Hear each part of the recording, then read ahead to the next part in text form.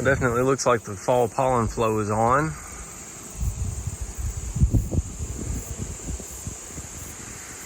I doubt they're gonna get much in the way of nectar from it. We've been in a drought for a long time. Weather's worked against beekeeping this year. We got rained out in the spring, missed half the spring honey flow, and then we got drought. So that's gonna kill the fall flow. But it's agriculture. You gotta expect good years and bad. This hadn't been a bad year. Hasn't been disastrous. Bees are healthy. Knock on wood, seems like mite numbers are in control. Everything I've seen has been not unconcerning, so that's good. So this hive right here was on a double screen board. It must have been a swarm that I caught or a little nuke that I moved in or something in spring, and I want to get them on a regular bottom board so I can monitor mite numbers and all that, give them a little bigger entrance. Swap that out this morning. It's cool. We're in a nectar dearth, and when I popped them off of that double screen board, 70% of the bees in the hive came out to greet me. That's unacceptable in my operation. Even though I expect bees to be a little bit grumpy on a day like this anyway, I don't put up with that. So they'll get moved to an out yard and requeen next year. That's where I mark attitude. They get a red pin. They don't get to be in one of my drone flooding yards. So I usually just leave a couple of hive tools in every bee yard I've got. Do that for a couple reasons. First of all, I'm very forgetful, and I would definitely leave them in yards or in the truck or whatever, not be able to find them. So that works for me. I know that I've got, a couple of hive tools in every yard, and I actually don't lose them much. Pretty sure that's the first one I ever bought. It's been laying out in the sun for 5 years? 5 or 6 years now. I do think it is a risk management tool as well. If I've got a sickness in one yard, I'm not carrying a hive tool from that yard to another one.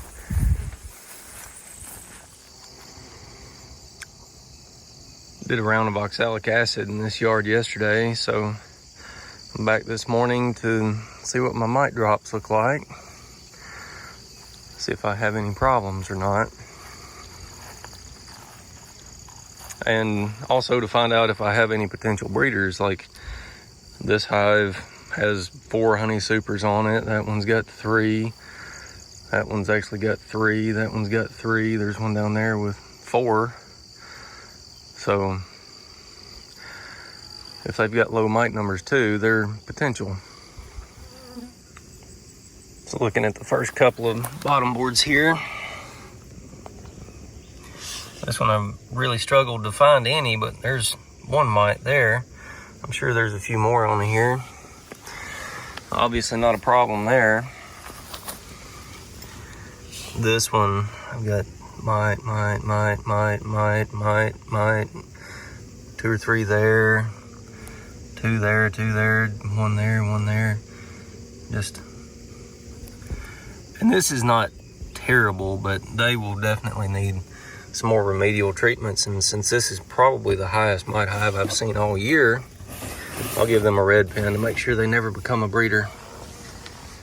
So this hive gets a red pin so they'll never become a breeder. This, I think, was a mature colony that swarmed this year. This one was a colony that I started this year. It was a nuke or a swarm or something. It's a new colony. So I'm not going to give them a green because they had a brood break. Nukes generally don't have the mite pressure. So I don't give green pins out for good mite numbers unless the colony's been through a production year. It's August 25th. According to the U.S. Drought Monitor, we're in a severe drought now. Even the frostweed, these are pretty drought tolerant natives, are wilting. I think this will dramatically influence our fall flow. Frostweed, wingstem, goldenrod are generally the major players there. They're not looking too good. We do have the river and the ground around the river, so hopefully there will be, and I've placed a lot of my bee yards where they're within flying distance of the river, so hopefully there will be enough wild stuff, wildflowers, that they'll get a good pollen flow off of it. But I'm not expecting a nectar flow this fall at all. Hopefully they'll get enough pollen that they can build up and be healthy. Looks like even the pokeweed isn't going to make a crop of berries this year. This has really gotten noticeably worse in the last week or two. I guess things are running out.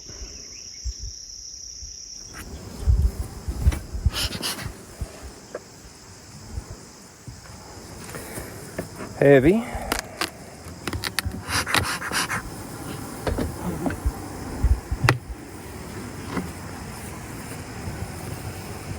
Completely drawn. Not too many beetles.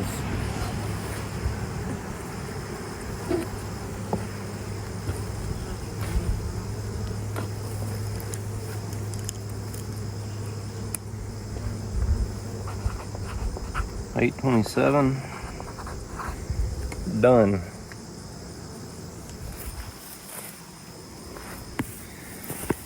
This one's got one feeder in it. It's medium light.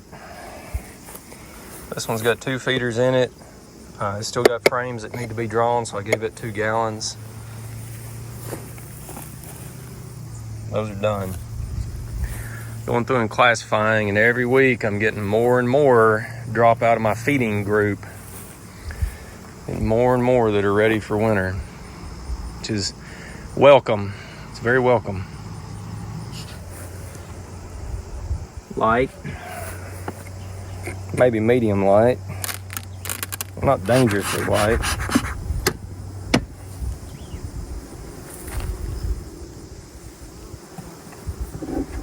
Quite a few beetles.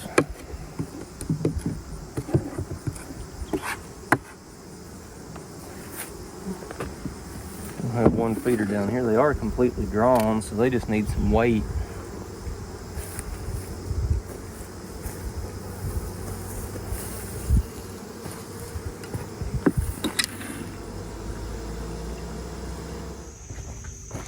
So I got some bales of pine straw here in this old barn, and I put some in the drum, and that's where I get my smoker fuel. Carry it around in a bucket with a lid on it. And it's always dark in here, and I always think, man, what if there's a snake in that barrel or something? I don't want to stick my hand in there. Let's see if we can get a picture of what is in here. Mr. Possum. Little possum. Looks like he's been in there a little while. He's not dead yet, luckily, so I'll get a glove and get him out of here. They usually don't bite too bad. You can grab them by the tail and they have trouble getting at you. It's a quality glove there. Hey, buddy.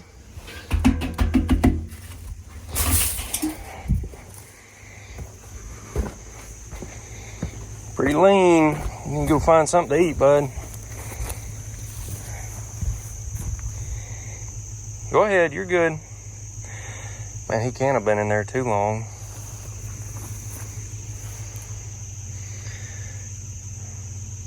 I'm sure he needs water.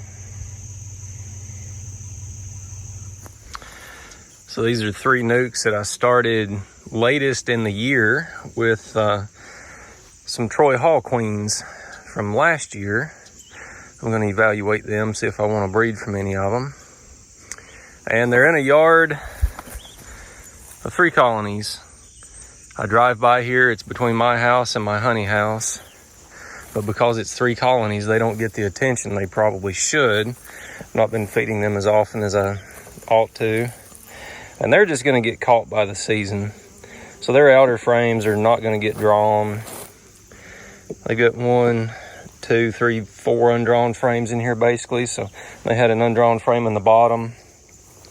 So I've got these frames that I've extracted that had a little bit of pollen in them.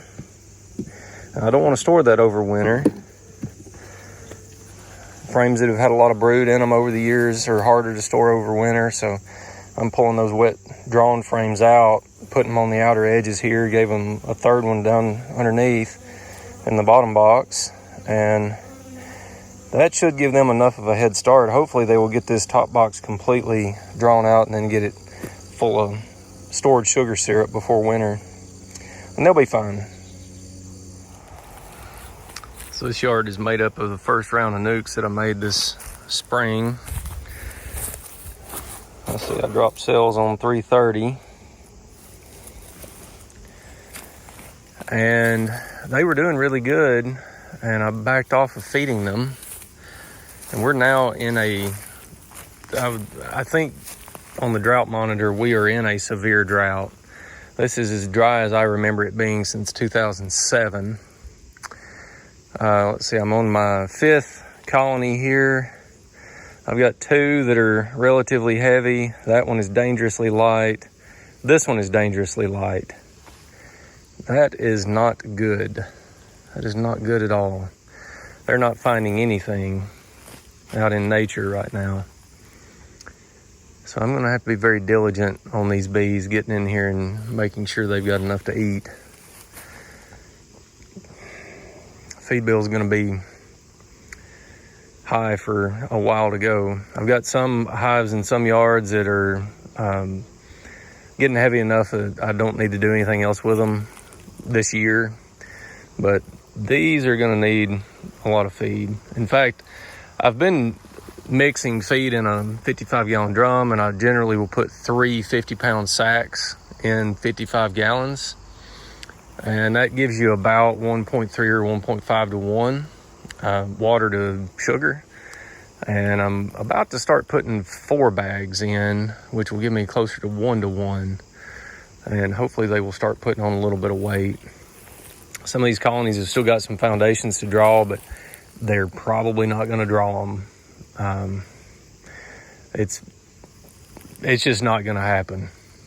I don't need to put any hope on that. I need to plan like they're just not going to do anything else this year. So I've really had this yard depopulated for a couple of years because I brought all my bees home to make splits, and I needed drone flutters. So I'm getting it repopulated now, but I overwintered, I think, 3 colonies that were just kind of nukes last year that got left behind for whatever reason. This one actually did pretty good. I have done almost nothing to it all year because they're kind of grumpy. And I under-supered a box of foundation. I gave them a box of drawn comb. They drew out the box of foundation. They've filled 2 honey supers, and then I lift up the bottom, and they're super heavy. So I haven't done anything to them. They didn't swarm, they made a honey crop, and they've been extremely low maintenance. There's something to be said for that, even though they are a little cranky. They don't get to go into one of my drone flooding yards because they're a little cranky. And I like gentle bees a lot better than cranky bees, or touchy bees. I wouldn't say they're real feisty, but you can catch them on the wrong day and they'll let you know about it.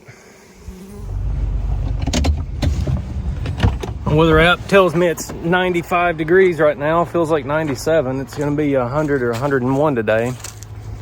But it's only 31% humidity. I am barely sweating. I just got done working a bee yard and I'm barely sweating. Usually when we get this 95 degree type weather, 100 degree weather, you know, we've got 60 or 80% humidity and it's just miserable.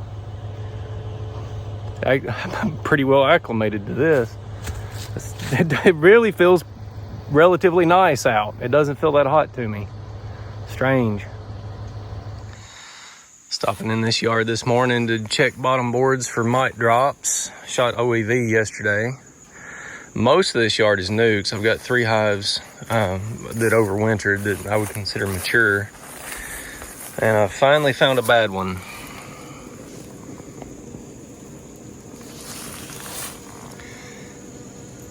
Get a lot of questions on what a bad mite drop looks like. That is a bad mite drop. That hive has obviously got no resistance. And they had a bad mite drop last year too.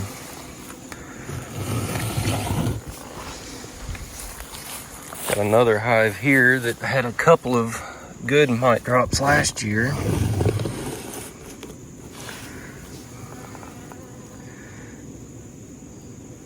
I see a few in here, but not many. I'd say that's a good mite drop as well. I think it's pretty tough to breed for mite resistance if you prophylactically treat your bees. I'm a fan of oxalic acid. I really like oxalic acid vaporization. I'm a fan of extended release oxalic acid. I think that is going to be beneficial to the industry as a whole. The only reason I'm not doing extended release oxalic acid is because it would keep hives from building up mite numbers.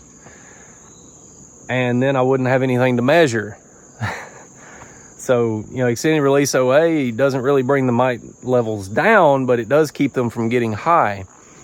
So, that's the main reason I'm not using it. I may use it at some point in the future, but I'm really looking for these potential breeder queens that can keep mite numbers low when other hives are not able to. And how do you know you're getting good data if you don't have any bad ones? So I think I like my treatment schedule and my management that I've come up with, where I'm doing 3 rounds of oxalic acid in December to January, and then doing nothing until late July, August, and then going through my whole operation and looking at each individual colony. And the ones that are mature and are handling mite loads and are making honey, those are the ones I'm going to look at as potential breeders. And again, if you don't have any bad ones, how do you know you've got good ones? If I was treating all of them with extended release OA, they might all look good, or at least they might all not look bad. Anyway, that's my thought process. There's a risk management piece to that. Troy Hall, I respect him a lot, and he had a 90% loss year one year. He was running a treatment-free apiary, and he's a production apiary, so he's making nukes and queens and honey, and he lost 90% of his bees one year as treatment-free. So I'm not running treatment-free, but I think this is an organic treatment scheme, and I'm able to breed for mite resistance at the same time. So I think this balances the risk of massive losses while also moving my needle forward.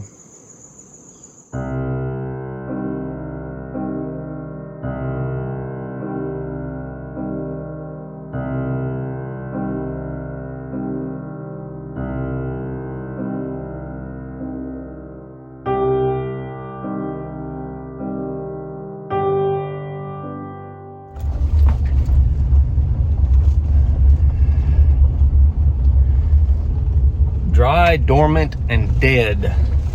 That is the plant life around where I'm at. We are now in, I think, a 6-county area that is rated in extreme drought.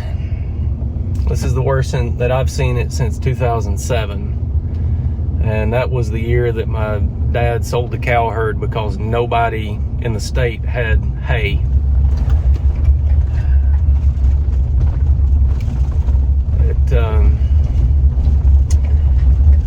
Buying a lot of sugar right now.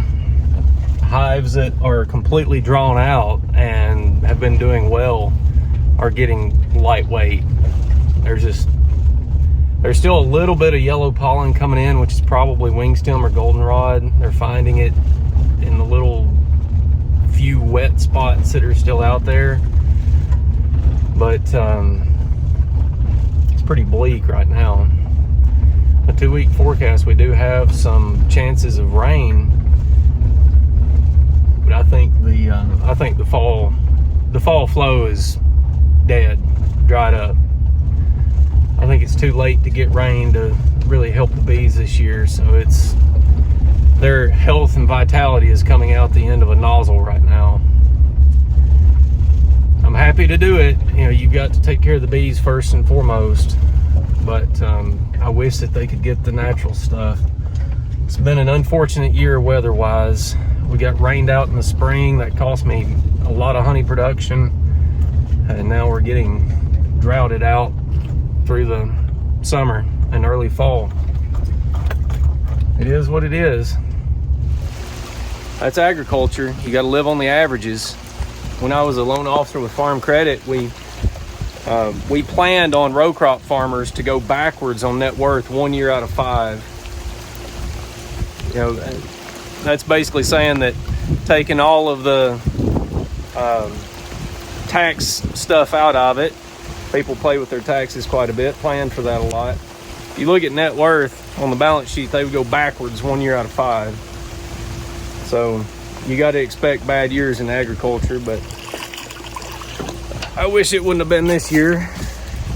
My business is young, and just like kids when they're young, some illnesses are more serious for infants than they are for toddlers, and more serious for toddlers than they are for 5 or 6 year olds.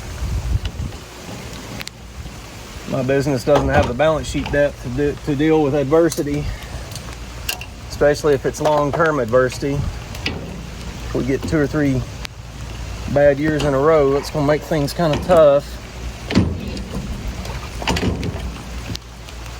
Hopefully next year we'll return to the long-term average. Rain. Boy, we need rain.